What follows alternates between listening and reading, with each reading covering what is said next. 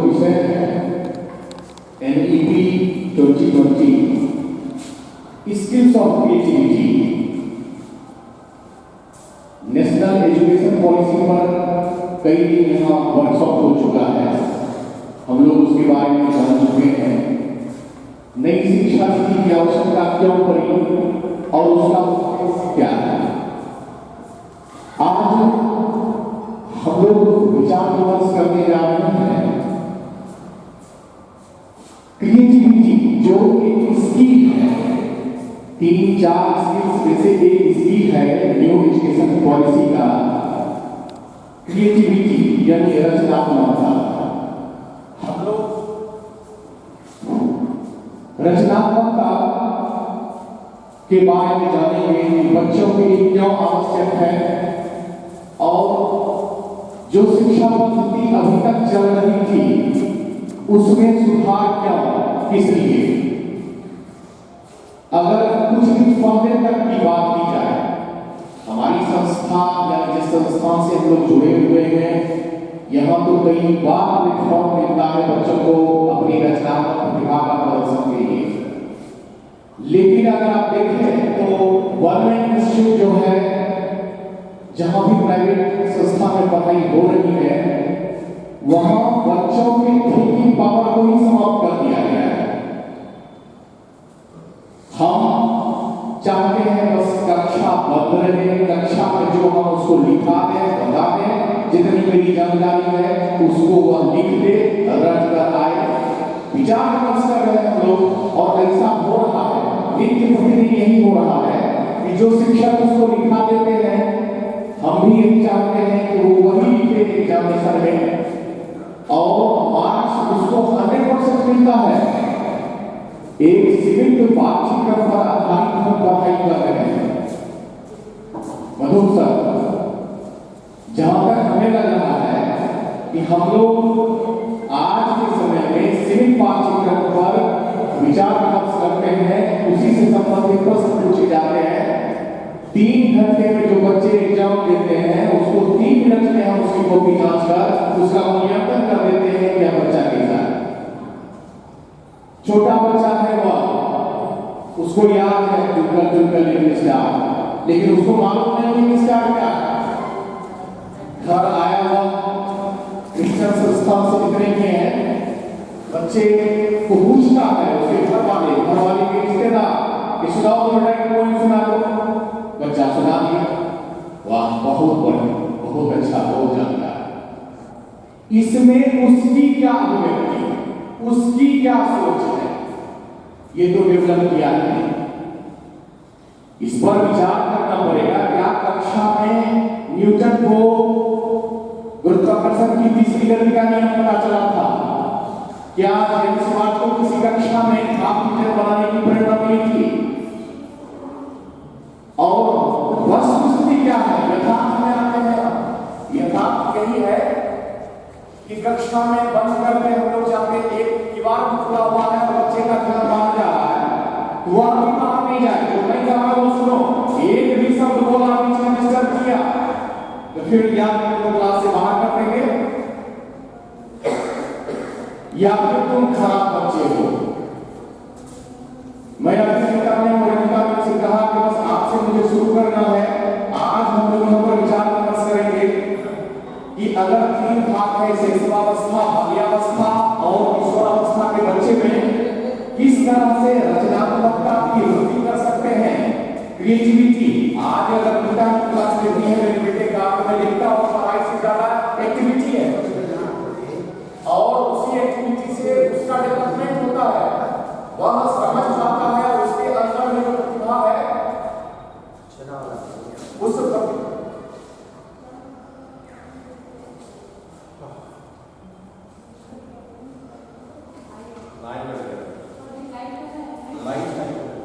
सौरभ जी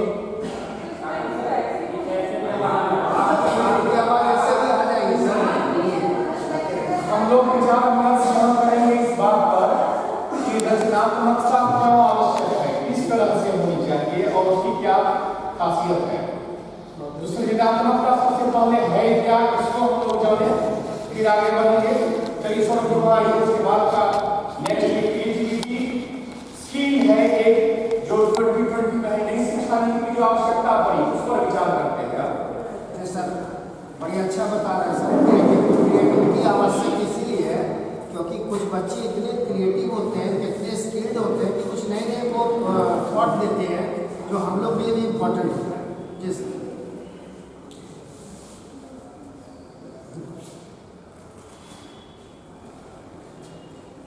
इसके बाद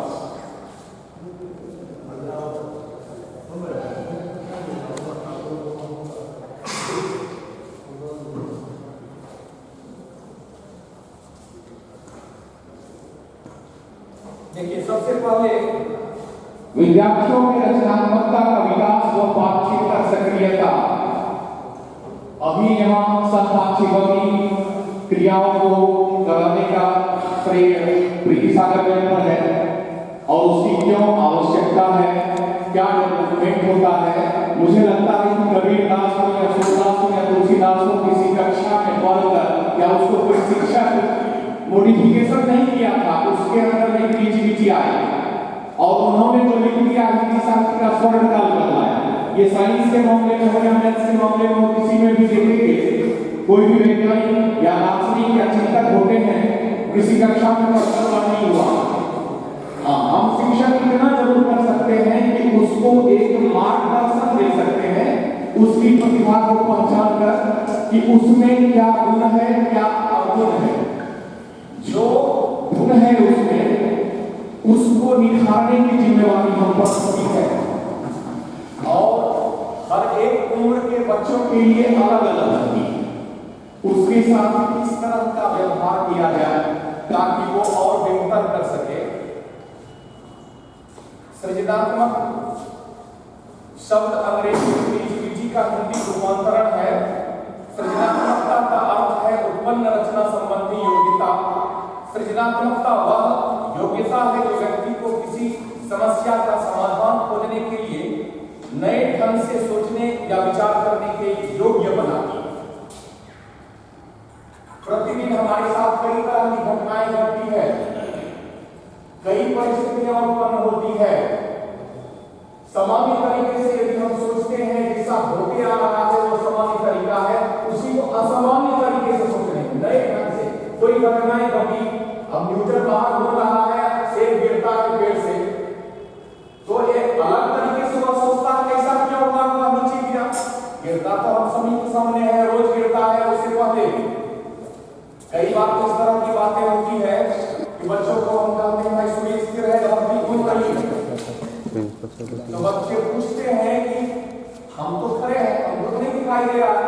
हम लोग कहते चुप, अरे सब कह रहा है धरती घूमता है, पढ़ो तुम भी। इससे क्या होगा, बच्चे की प्रतिभा वही कुंठित हो जाएगी, वह प्रतिभा बाहर आ नहीं पाएगी। तो सृजनात्मकता बहुत आवश्यक है। रचनात्मक भावनाएं होनी चाहिए बच्चों में, क्रिएटिव कुछ अच्छा करे। क्योंकि डीएवी संस्थान से मैं जुड़ा रहा, हमने देखा कि कई प्लेटफॉर्म बच्चों को खेल के माध्यम से अलग एनएचआरटी का आयोजन होता था, यूथ फेस्टिवल का आयोजन हमने देखा, जहां नृत्य, वाद विवाद प्रतियोगिता, भाषण प्रतियोगिता, आश्वासन प्रतियोगिता का आयोजन किया जाता है। इस तरह से वैदिक चेतना शिविर में मंत्रोच्चारण है प्रतियोगिता। तो कई बार ऐसा प्लेटफॉर्म मिलता है जहां बच्चे अपनी प्रतिभा को बाहर निकाल सकते हैं, उसको और अच्छा कर सकते हैं। साइंस कांग्रेस, साइंस एग्जीबिशन, प्रदर्शनी लगाई जाती है जहां पर बच्चे अपना मॉडल बनाकर लाएंगे, अपने द्वारा निर्मित। यहाँ ये अलग है। अब इस वैज्ञानिक ने ये कहा यह भावनाएं बहुत पुरानी है, तुमने क्या सोचा, और उसमें हम शिक्षकों का क्या दायित्व होना चाहिए कि वो उससे अलग हटकर सोचे, कुछ नया करें, नई थिंकिंग, नई सोच। ऐसा क्यों आवश्यक है? और ये जब तक नहीं होगा तब तक उस गोल पर हम लोग नहीं पहुंच पाएंगे जो NEP 2020 का एक मोटो रखा गया है, जो हमारा अचीवमेंट है, जो हमारा उद्देश्य है, वहां तक हम नहीं पहुंच पाएंगे जब तक बच्चे में रचनात्मक गतिविधि ना हो।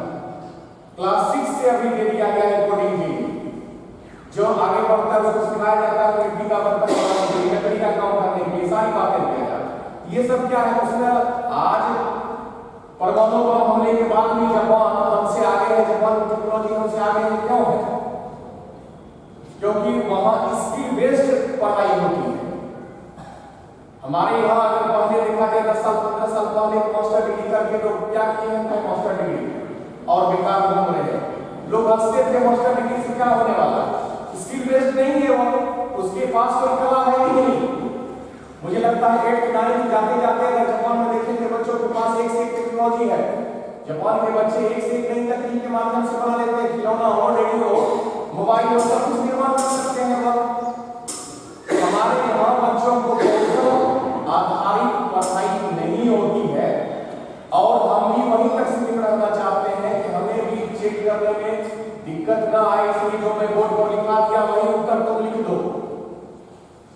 जबकि चाहिए क्या कि उसकी सोच होनी चाहिए, उसमें भले ही पहले वो गलत लिखेगा फिर धीरे धीरे आगे बढ़ेगा, उसकी सोच आगे बढ़ेगी।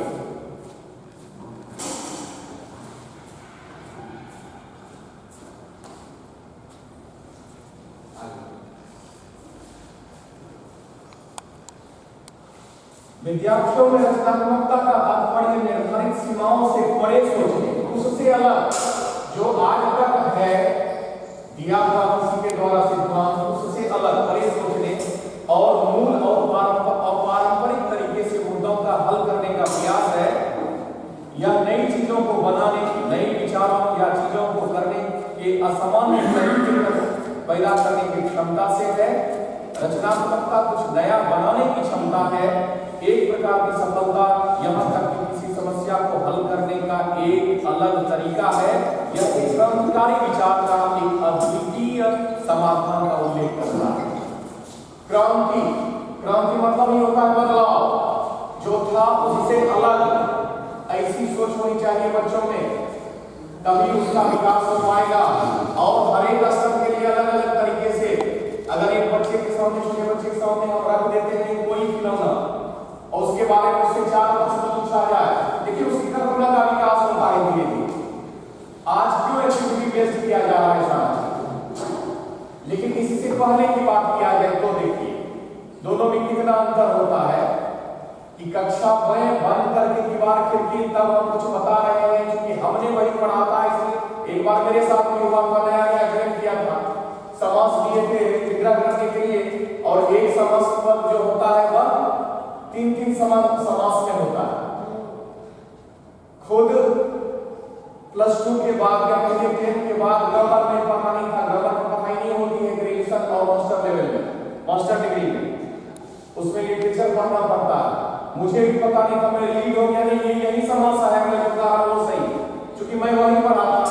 जबकि बच्चा कर रहा था सर नहीं, विग्रह करने पर निर्धारित करता है कौन सा समस्या, और वही चीज मैं जब देखा तो मुझे एहसास हुआ कि मैं उसकी प्रतिभा को दबा रहा था। मैं चूंकि बड़ा हूं, मैं उसका टीचर हूं, इसलिए उसको दबा कर नोट दे रहा था, ये गलत है।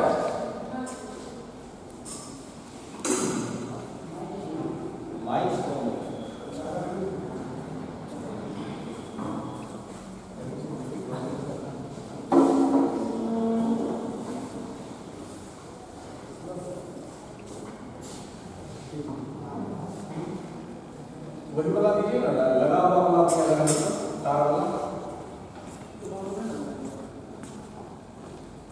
तार वाला है।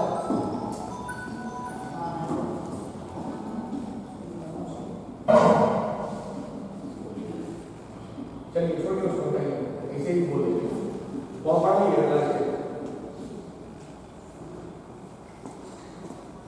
विद्यार्थियों में सृजनात्मकता का विकास हम कैसे कर सकते हैं और स्कूल का माहौल कैसा होना चाहिए, परिवार का माहौल कैसा होना चाहिए, इन सभी पर निर्भर करता है कि बच्चे में किस तरह का प्रोग्रेस होगा, डेवलपमेंट होगा।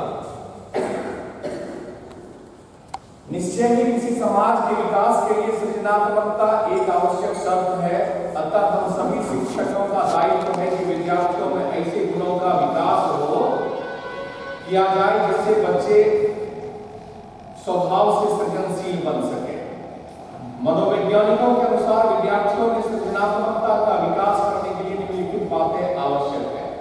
अपने बिहार के ही मैथमेटिशियन रहे, जब वो क्लास 9 में पढ़ते थे तो उनके शिक्षक आए और वहां पर बोर्ड पर बताने लगे कि बेटा इसको ऐसे सॉल्व किया जा सकता है और इसी प्रश्न को दूसरे तरीके से भी इसको दो तरीके से बनाया जा सकता है। वशिष्ठ नारायण सिंह खड़े होकर कहते हैं कि सर ये 5 तरीके से बन सकता है और अभी मैं इस पर रिसर्च कर रहा हूं, 2 और तरीके से 7 तरीके से मैं इसको बना सकता हूं।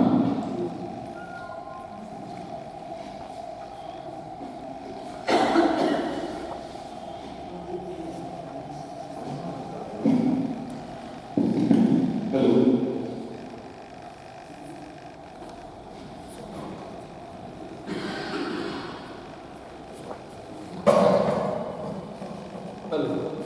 हेलो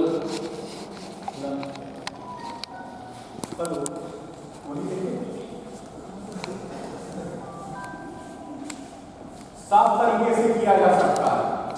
तो बच्चे की प्रतिभा भी हमसे अधिक हो सकती है, इसको हम माने और उसको हम प्रोत्साहित करें। इसके लिए कुछ पॉइंट्स है, देखिए।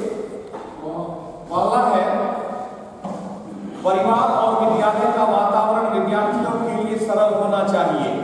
सबसे पहला, जितना अनुशासन में हम रखने का प्रयास करते हैं, उसकी अपनी विचारधाराएं, उसकी अपनी सोच दबी की दबी रह जाती है। एकदम सहज और सरल माहौल होना चाहिए, घर का भी हो, विद्यालय का भी हो। दूसरा है, विद्यार्थियों को ज्ञान प्राप्त करने के लिए अधिक से अधिक अवसर प्राप्त होने चाहिए, प्रदान करना चाहिए। उसको, बच्चों को नई नई चीजें, हमारे प्राचार्य महोदय भी बहुत क्रिएटिव है। देखिए, छोटे बच्चे के लिए ग्लोब वगैरह बहुत सारा आइटम रखा हुआ, उसके माध्यम से उसको बताया जाए। एक से एक नया नया तरीका हम बता सकते हैं, नए नए ज्ञान को हम बांट सकते हैं।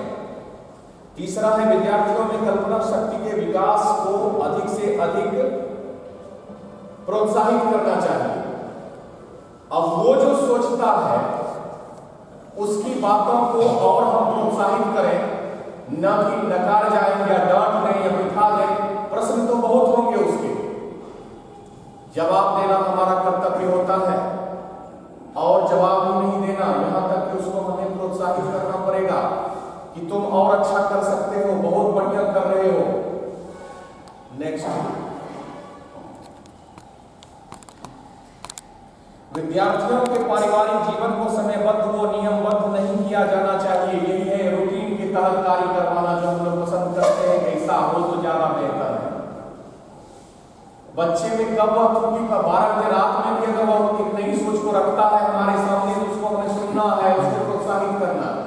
नियमबद्ध और समयबद्ध, ये 2 चीज जब हम करते हैं तो बच्चे उसमें बंध जाते हैं। जहां तक बंधन की बात है, जिस पर हम लोग विचार करेंगे, पिछले दिन ही चर्चा हुई थी रविन्द्रनाथ टैगोर की कि अभी भी शांति निकेतन में बाहर में पढ़ाई होती है। जो लोग बंगाल गए हैं देखे होंगे, किसी कक्ष में बंद करके बच्चों को पढ़ाई नहीं की जाती है। सुदीप्ता मैडम आ ही गई, चर्चा की थी उस दिन, पिछले दिन रविन्द्रनाथ टैगोर की। उन्हें किसी अच्छे विद्यालय में एक बार मुख्य अतिथि के रूप में बुलाया गया, रविन्द्रनाथ टैगोर को, और समय से वो आए। विद्यालय के फर्स्ट फ्लोर पर सारे लोग बैठे थे, समय, कार्यक्रम का समय नहीं हुआ था, इसलिए सारे लोग वहां बैठे हुए थे। रिसेस का समय था, बच्चे बाहर आए, बाहर में आम का पेड़ लगा हुआ था, पेड़ के नीचे बच्चे आते थे। रिसेस में अपना अपना लंच किया, हाथ धोया, क्लास में चला गया। पेड़ में आम लगा हुआ था, छोटा छोटा ही। टैगोर जी बैठे हुए फर्स्ट फ्लोर पर, जहां सारे शिक्षक बंधु थे और अतिथि लोग थे, वहां बैठे थे और निरीक्षण कर रहे थे बच्चों को। जब रिसेस समाप्त होने का समय आया, सभी बच्चा लंच करता और एक नजर देखता आम को जरूर, लेकिन हिम्मत नहीं थी प्राचार्य महोदय और आचार्य महोदय के डर से एक नियम तोड़ ले, क्योंकि उसके बाद विद्यालय से निष्कासित होने की का डर बना हुआ था। किसी ने तोड़ा नहीं, लेकिन सबके मन में वो बातें थी। देखता जरूर था उसको। आया, लंच किया और वो बच्चा फिर अपना चला गया, एक एक करके कतार में बैठ करके अपनी कक्षा में।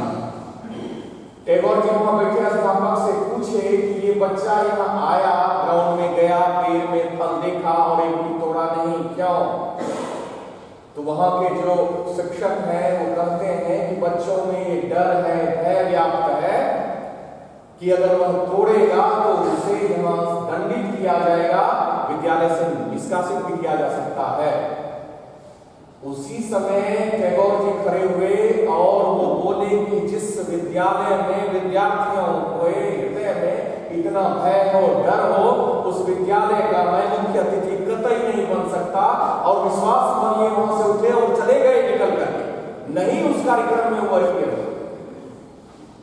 तो विद्यार्थियों के डर के माहौल में हम पढ़ाना चाहेंगे, भय के माहौल में रखना चाहेंगे, तो उसकी प्रतिभाएं कुंठित हो जाती है, वो कभी नहीं बढ़ सकता और उसकी रचनात्मक भावनाएं भी दब जाती है। उसमें जो क्रिएटिविटी है, नई सोच है, नई बातें हैं, वो दब सी जाती है, वो कभी नहीं मुखर हो सकती है।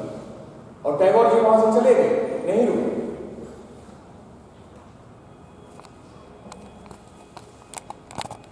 विद्यार्थियों के मौलिक भावों और विचारों को बढ़ावा देना चाहिए। हम जो लिखाए किसी चीज के प्रति, वो हमारा स्टेटमेंट हो सकता है, या हमने किसी किताब से पढ़े हुए हैं, वो उसका वक्तव्य हो सकता है। बच्चा जो लिखकर लाया वो 100% गलत ही है, ऐसा थोड़े हो सकता है। उसको भी तो बढ़ावा देना हमारा कर्तव्य होता है, उसकी मौलिक बातें। कई बार हमने देखा है, इस चीज को फेस किया है कि मैं जो लिखा दिया वो क्यों नहीं है। नहीं, यहाँ हम गलत है। सही यही है कि वो जो लिख रहा है उसकी सोच से बिल्कुल अलग हो सकती है। अगर यही सोच गैलीलियो की रखा होता तो आज पता नहीं, हम लोग यही पढ़ रहे होते कि सूर्य घूमता है, धरती स्थिर है। गैलीलियो ने बिल्कुल उसके उलट सोच दिया, उसकी थिंकिंग अलग थी। तो हम लोगों का यह कर्तव्य होता है कि बच्चे यदि अपनी भाषा का प्रयोग करता है, अपना कुछ लिखता है, उसको बढ़ावा दें, उसकी मौलिकता को हम बढ़ावा दें, न कि जो पहले से चली आ रही प्रथा है, परंपरा है